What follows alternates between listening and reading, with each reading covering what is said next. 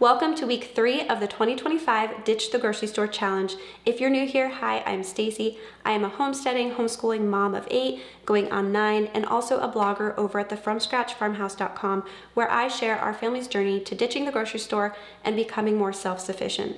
If you would like more information about me or this challenge, I will link weeks 1 and 2 below where you can get all of the details. Today we're going to be tackling how to make condiments at home that people often buy at the store, but that are very easy to make at home. These include mayonnaise, ketchup, mustard, barbecue sauce, and ranch dressing. I know there are a ton of recipes out there for things like ketchup and mayonnaise. However, if you've ever tried some of them, you know that they're often a disappointment.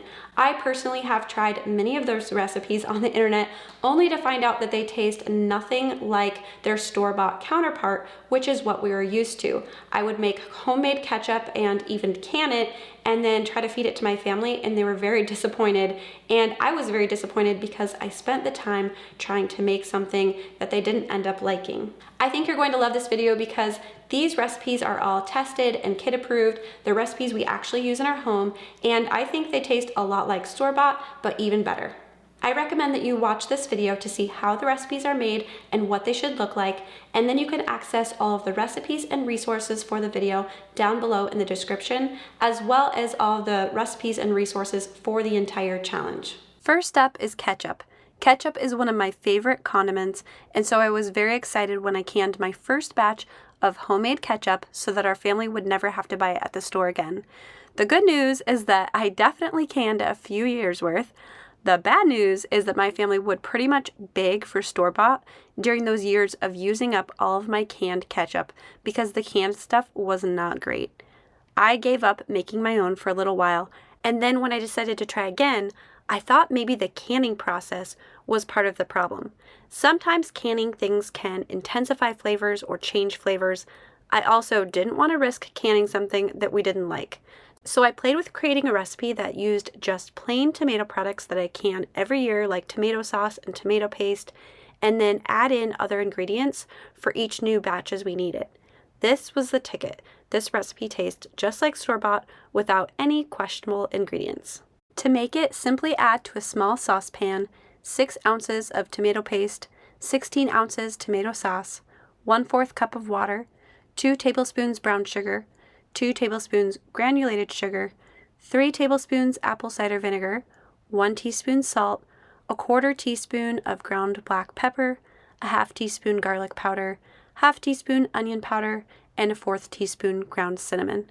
Heat the mixture on medium heat, whisking to combine it. Bring it to a boil and then reduce the heat and let it simmer for about 10 minutes, whisking it often. Be careful as you do this. As it thickens, it may sputter. I like to use a sieve or a splatter shield to avoid getting burnt. After the time is up, remove it from the heat and let it cool, then transfer it to an airtight container for up to 2 weeks. Note that this recipe was written to taste as much like store-bought as possible. You can definitely substitute the sugars for natural sweeteners or leave them out completely.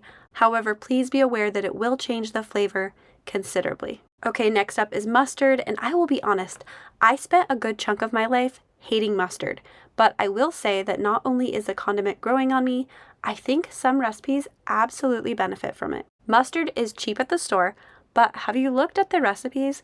They contain many mystery ingredients like natural flavoring that I don't want to be feeding my family.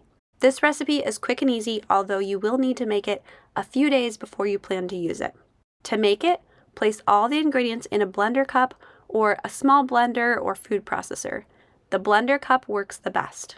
So to the cup, add 1.5 cups warm water, 3/4 cup of yellow dry mustard, or here I'm doing 9 tablespoons of whole mustard seeds. If you grind your own, make sure that you're using white mustard seeds unless you like a spicier, more pungent flavor than traditional. Then 3/4 teaspoon salt, 1/2 teaspoon ground turmeric, 1/2 teaspoon garlic powder, 1/4 teaspoon paprika, and 1/3 cup of distilled white vinegar. Blend until the mixture is smooth and well blended. Then pour the mixture into a non-reactive saucepan and add a 1/2 cup of water. Cook over low heat, whisking continuously about 5 minutes or until it reaches your desired consistency. Now, I know it may seem silly to add water to the mixture and then cook it back down to a paste. There is a reason for this though, so don't skip this. Without cooking the mixture, the ground mustard seeds will be much too pungent.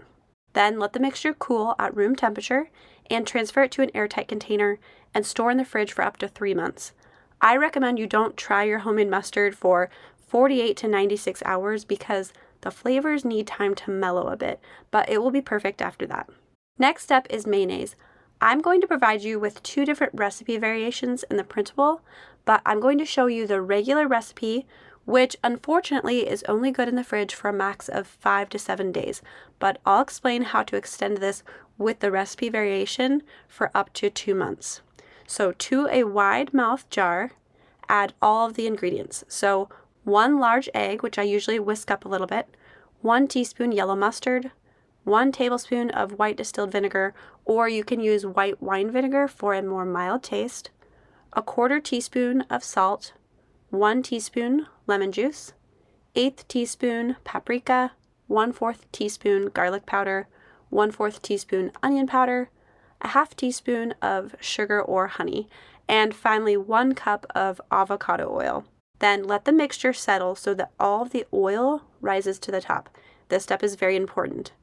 Then place an immersion blender at the bottom of the jar, making sure that it is flat before you turn it on. Hold it at the bottom until the mixture begins to turn white at the bottom. Then slowly move the immersion blender up and down a few times to finish emulsifying the oil and blend the rest of the mayo. And mine looks a little bit more orange because of the paprika, but you can totally leave that out if you just want a more traditional mayonnaise taste. And that's it. But if you want the mayo to last 2 months instead of a week, you need to ferment it. Simply swap the vinegar for 2 tablespoons of brine from a ferment such as kombucha, sauerkraut, or whey from making yogurt. Mix it like you did before, then leave your jar at room temperature for about 6 to 8 hours to ferment. Go with 8 hours if your house is on the cold side and 6 if it's warm.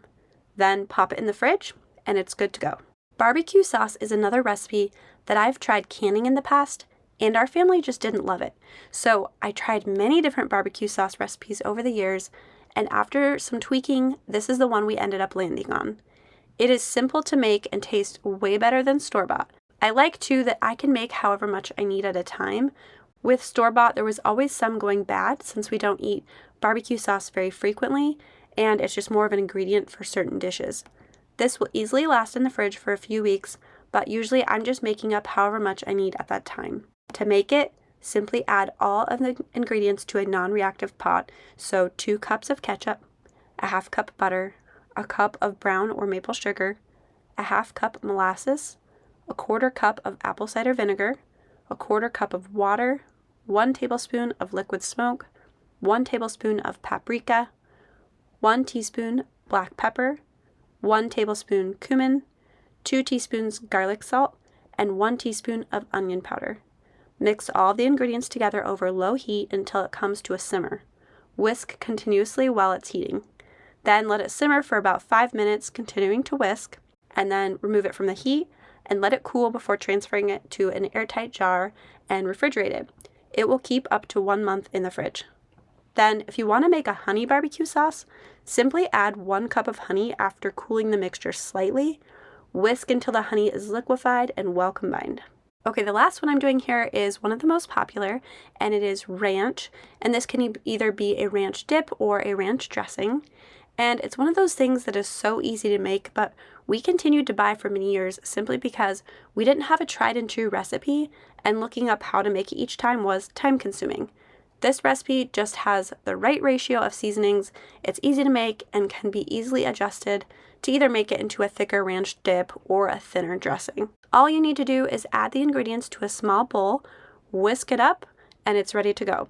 So to the bowl, add 1 cup of mayonnaise, a 1/2 cup of buttermilk, 1 teaspoon white vinegar, 1 teaspoon lemon juice, a teaspoon of sugar, 1/2 teaspoon salt, 1/2 teaspoon black pepper, 1/2 teaspoon garlic powder, 1 teaspoon dried parsley, and if you want an extra kick, you can add 1/8 to 1/4 teaspoon of paprika or you could even put in a little pinch of cayenne pepper. After it's all whisked up, you can transfer it to an airtight container. We usually just use a jar, and then it can be stored in the fridge for up to a week. To adjust how thick it is for either a dip or a dressing, you can just either add a little buttermilk to thin it out, or add a little bit more mayonnaise to make a dip. And if you're going to add more mayonnaise to make it a thick dip, you could do a 1/4 cup more of mayonnaise, and then just do a heaping half teaspoon of each of those seasonings just to add a little bit more flavor.